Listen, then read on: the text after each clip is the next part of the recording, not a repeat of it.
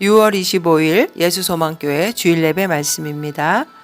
마태복음 10장 24절에서 39절까지의 말씀으로 세상을 두려워하지 않는 제자의 사명.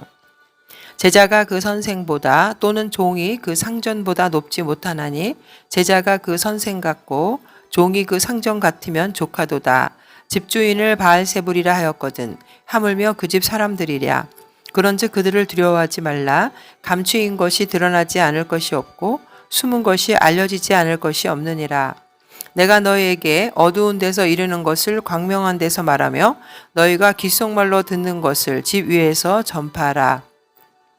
몸은 죽여도 영혼은 능히 죽이지 못하는 자들을 두려워하지 말고 오직 몸과 영혼을 능히 지옥에 멸하실 수 있는 이를 두려워하라. 참새 2마리가 한 아사리온에 팔리지 않느냐? 그러나 너희 아버지께서 허락하지 아니하시면 그 하나도 땅에 떨어지지 아니하리라. 너희에게는 머리털까지 다 세신 바 되었나니 두려워하지 말라. 너희는 많은 참새보다 귀하니라. 누구든지 사람 앞에서 나를 시인하면 나도 하늘에 계신 내 아버지 앞에서 그를 시인할 것이요. 누구든지 사람 앞에서 나를 부인하면 나도 하늘에 계신 내 아버지 앞에서 그를 부인하리라. 내가 세상에 화평을 주러 온 줄로 생각하지 말라. 화평이 아니요 검을 주러 왔노라. 내가 온 것은 사람이 그 아버지와 딸이 어머니와 며느리와 시어머니가 불화하게 하려 함이니 사람의 원수가 자기 집안 식구리라. 아버지나 어머니를 나보다 더 사랑하는 자는 내게 합당하지 아니하고 아들이나 딸을 나보다 더 사랑하는 자도 내게 합당하지 아니하며 또 자기 십자가를 지고 나를 따르지 않는 자도 내게 합당하지 아니하리라. 자기 목숨을 얻는 자는 잃을 것이요 나를 위하여 자기 목숨을 잃는 자는 얻으리라. 사도 바울은 그리스도인의 신앙생활을 병사로 비유했는데요. 디모데후서 2장 3절과 4절에 보면 너는 그리스도 예수의 좋은 병사로 나와 함께 고난을 받으라. 병사로 복무하는 자는 자기 생활에 얽매이는 자가 하나도 없나니 이는 병사로 모집한 자를 기쁘게 하려 함이라. 이 말씀은 사단과의 영적인 전쟁터에서 살아가는 그리스도인들은 바로 영적인 무장을 한 병사로 살아가야 한다는 의미입니다. 예수 그리스도의 초림으로 인해서 이 땅에 시작된 하나님의 나라를 통해 사단과의 영적 전쟁이 시작되었기 때문에 그리스도인으로 살아간다는 것은 이러한 영적인 전쟁을 피할 수 없다는 뜻입니다. 오늘 본문의 마태복음 10장 전체는 예수님께서 12명의 제자들을 파송하시면서 주신 말씀입니다. 예수님은 추수한 일꾼들, 곧 천국 복음의 사역을 감당할 사도들을 세우시고 파송하셨습니다. 그러나 이 말씀은 우리 모든 지금 이 시대에 제자들을 위한 지침서이기도 합니다. 예수께서는 공생의 3년 기간 동안 천국 복음을 전하시고 또 공생의 마지막에 십자가에서 인류의 죄를 대신 지시고 죽으심으로써 인류 구속에 필요한 모든 일을 완수하셨습니다. 그러나 그리스도께서 완수하신 구속 사역의 효력이 전 인류에게 미치려면 그분의 사역을 계승하고 확장시킬 자들이 필요하였습니다. 그래서 예수님은 12사도들을 임명하시고 훈련하신 것입니다. 그래서 하나님의 구속사역인 예수님의 부활과 승천 이후에 이 모든 말씀들을 제자들에 의해서 계승되고 진행될 것을 바란 것이죠. 우리가 그리스도인이란 어떤 사람들을 말하는 것일까요? 그리스도인이란 그리스도에게 속한 사람이라는 뜻으로 예수 그리스도께서 그분의 핏값을 주고 사셔서 그분의 소유가 된 사람들입니다. 자신의 핏값을 주고 사심으로 인해서 예수 그리스도가 구속의 주이시자 자신의 주인임을 믿고 그분을 주로 영접해서 하나님의 자녀가 된 사람들입니다. 요한복음 1장 12절에도 영접하는 자, 그 이름을 믿는 자는 하나님의 자녀가 되는 권세를 주셨다는 말씀이 있습니다. 그리스도를 따르는 사람, 그리스도의 제자란 의미를 갖고 있죠. 마태가 이 마태복음을 기록할 당시에는 그가 속한 공동체나 그 외에 많은 그리스도인들이 예수님을 믿는다는 그 이유 하나만으로 혹독한 박해를 당하고 있었고 심지어 그들의 가족들로부터도 신앙의 문제로 인해서 핍박을 당했습니다.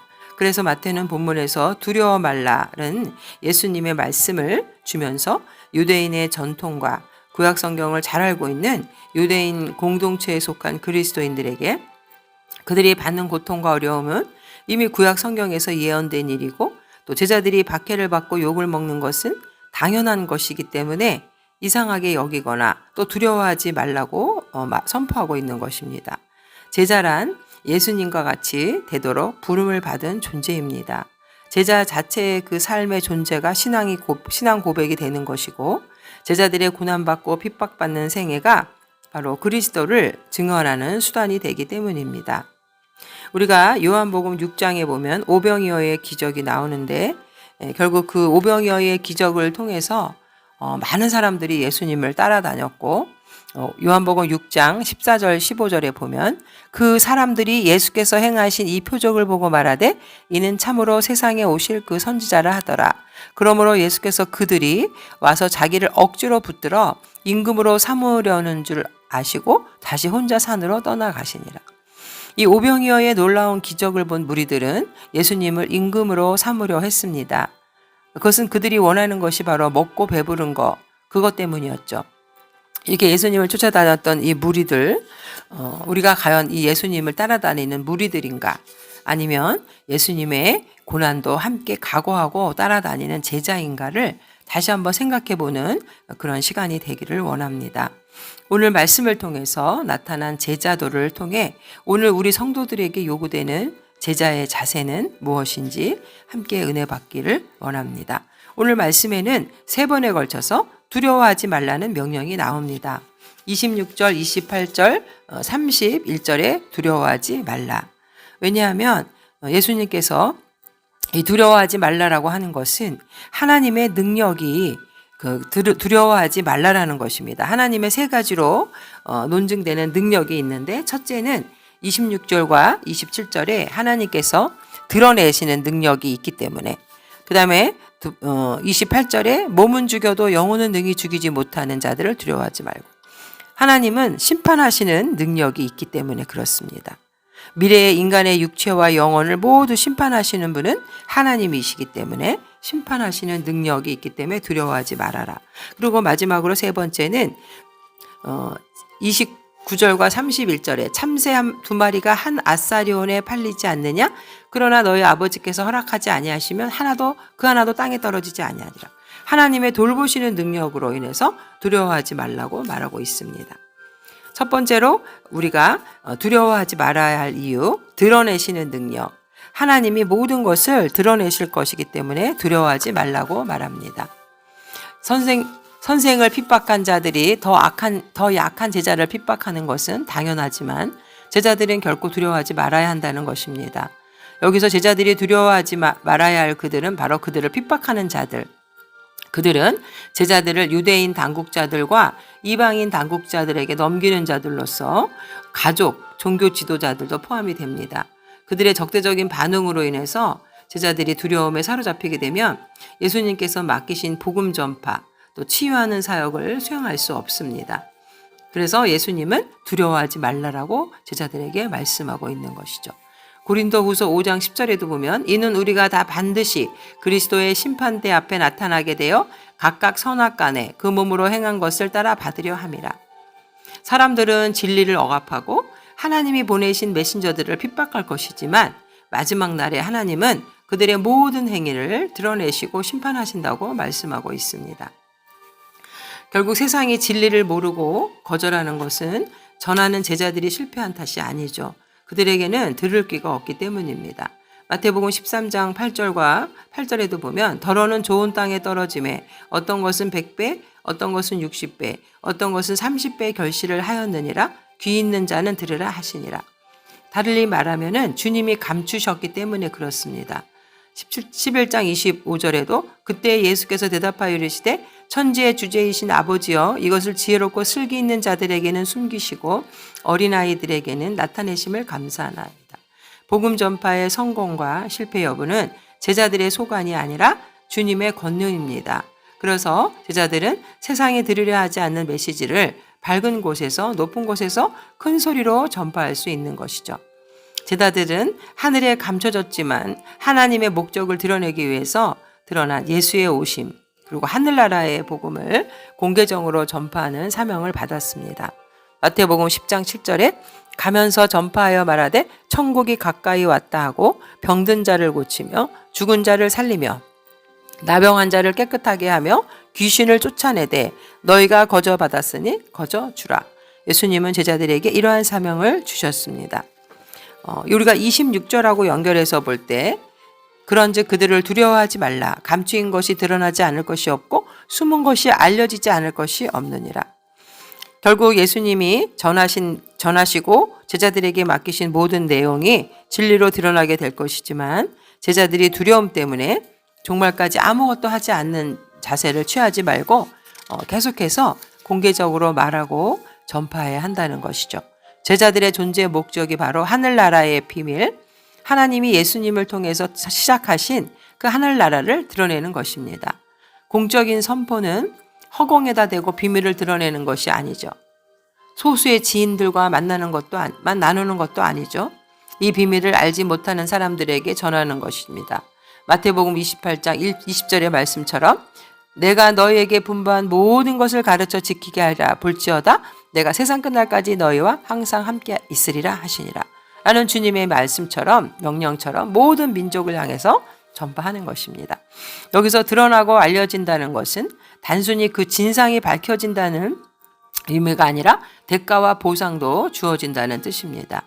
고린도전서 4장 5절에 그러므로 때가 이르기 전 곧 주께서 오시기까지 아무것도 판단하지 말라. 그가 어둠에 감추인 것들을 드러내고 마음의 뜻을 나타내시리니 그때에 각 사람에게 하나님으로부터 칭찬이 있으리라.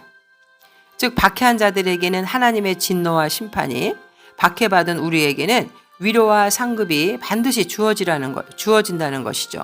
그래서 결코 억울한 일이 성도에게는 없으니 박해와 고난을 슬프게 여기지 말고 복음을 열심히 전해야 한다는 것입니다. 우리에게는 이 세상의 삶보다 영원한 미래가 더 많이 남아 있습니다. 하나님이 자기 백성의 고통을 영원히 보상하시고 원수를 영원히 벌하실 심판의 날이 다가오고 있습니다.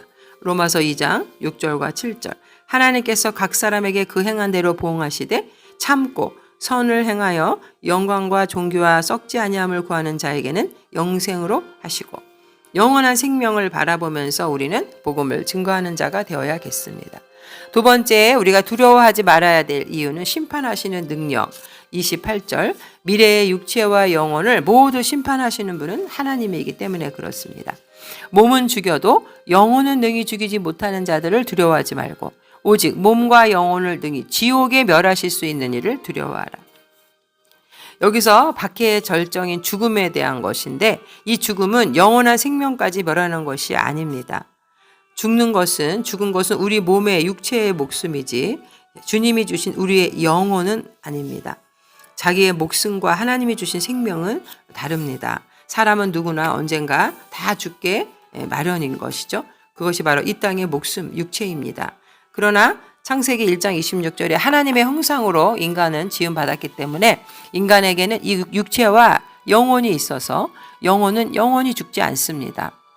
그래서 10장 28절에서 말하는 멸하다, 살해하다, 절멸하다는 의미가 아니라 여기 앞에 지옥에서라는 수식어가 붙어 있는 것처럼 멸하다는 의미는 영원한 고통을 당한다는 그런 의미를 갖고 있습니다.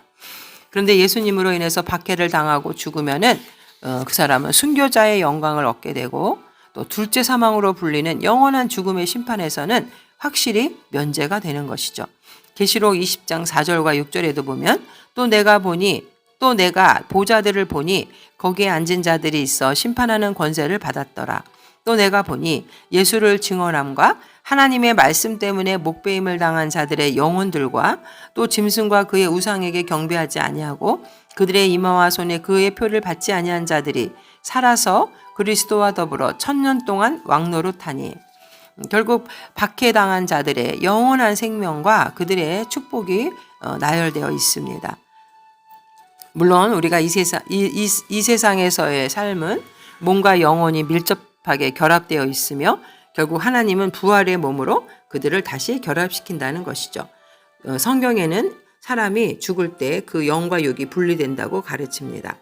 고린도후서 5장 1절에 만일 땅에 있는 우리의 장막집이 무너지면 하나님께서 지으신 집, 그 손으로 지은 것이 아니요 하늘에 있는 영원한 집이 우리에게 있는 줄 아느니라. 여러분, 우리는 이 세상의 삶엘만 연연해 하는 자들이 아닙니다. 우리는 내세의 소망을 가진 사람들이죠. 즉 영생의 소망을 가진 자입니다. 우리의 삶은 이 세상이 끝날 때 끝나는 것이 절대 아니죠.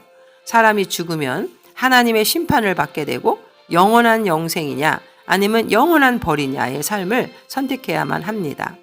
그래서 우리는 우리의 육신뿐만 아니라 영혼까지도 영원한 멸에서 영원한 지옥의 형벌에 처하게 하시는 하나님만을 두려워해야 하는 것이죠. 하나님을 두려워함으로 믿음을 끝까지 굳게 지키고 우리의 육신의 생명만 어쩔 수 있을 뿐인 사람들을 두려워하지 말아야 합니다. 세 번째는 하나님께서 우리의 모든 걸 알고 계시는 능력이 있기 때문에 우리는 두려워하지 말아야 합니다.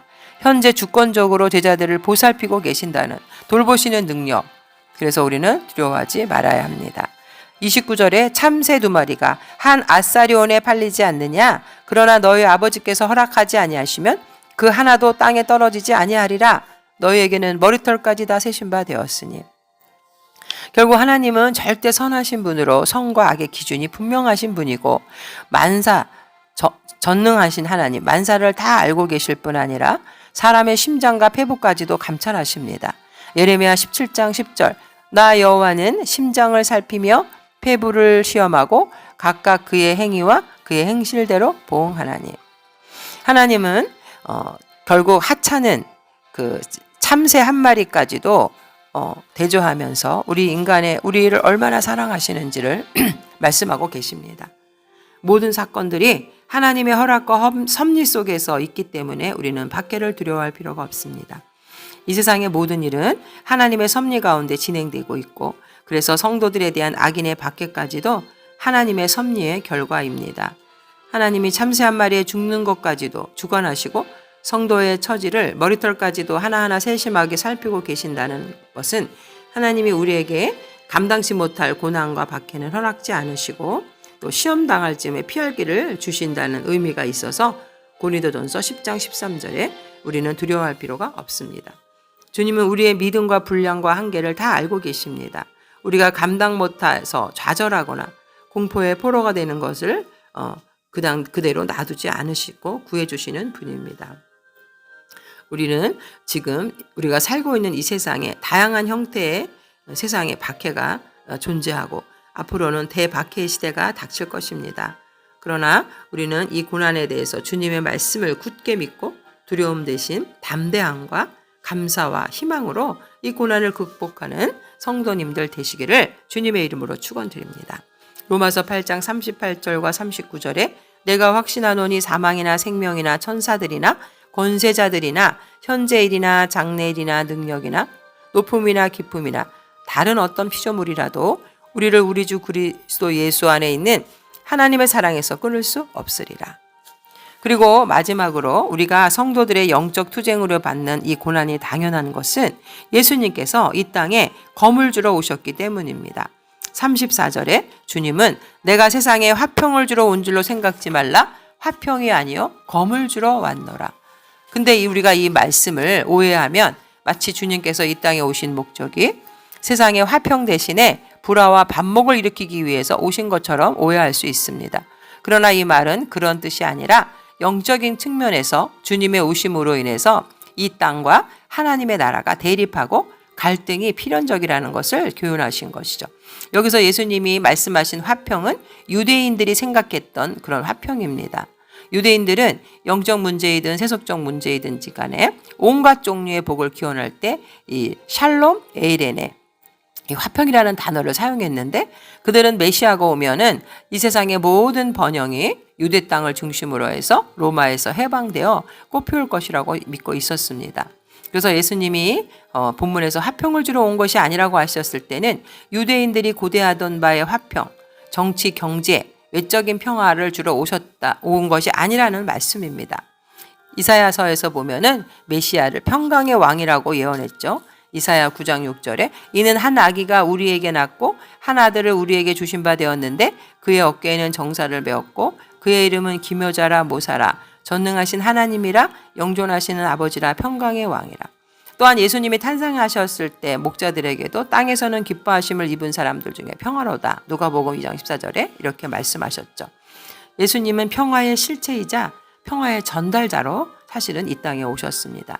그 평화는 인간의 죄의 문제를 해결하고 하나님과의 원수지간에서 화평한 관계로 만드시는 대속의 제물이 되러 오셨다는 것입니다. 불의를 정복하고 악을 제거하는 투쟁을 여기서 말하는 것을 거물주러 왔다. 그 전투의 가장 치열한 격전지가 바로 예수님의 십자가 사건입니다. 예수님은 본질적이고 인간의 내면적인 평화를 선사하기 위해서 이 땅에 오셨습니다. 요한일서 4장 10절에 사랑은 여기 있으니 우리가 하나님을 사랑한 것이 아니요 하나님이 우리를 사랑하사 우리 죄를 속하기 위하여 화목제물로 그 아들을 보내셨습니다. 인간의 사망의 문제 해결하고 하나님과의 화평을 이루기 위한 평화의 왕이십니다. 평화의 왕이신 예수님이 건설할 하나님의 나라는 이 땅의 불의와 악이 제거되는 새로운 나라가 될 것이고 또 그 나라가 완성되기까지 이 죄악과 사단과의 전쟁은 끊임없는 치열한 전쟁이 일어날 것입니다.